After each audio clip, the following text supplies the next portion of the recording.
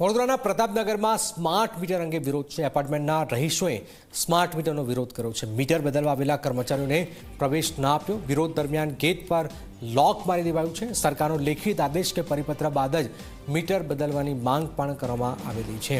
વડોદરામાં આપ જોઈ રહ્યા છો, લેખિત આદેશ કે પરિપત્ર બાદ જ મીટર બદલવાની માંગ। હવે સ્માર્ટ મીટર લગાડવાનો વિરોધ બી સોસાયટીના રહીશો એટલે કરેલો છે કે આ સ્માર્ટ મીટર લગાડ્યા પછી છે ને કે લાઇટ બિલ જે નોર્મલ બિલ કરતાં ઘણું વધારે આવે છે। ત્યાર પછી જે કસ્ટમર છે કચેરીના ધક્કા ખાયા કરે, એની કોઈ જવાબદેહી માથે રાખવા તૈયાર નથી। અત્યારે તો એવું મોટા ઉપાડે કહે છે કે નહીં આવે।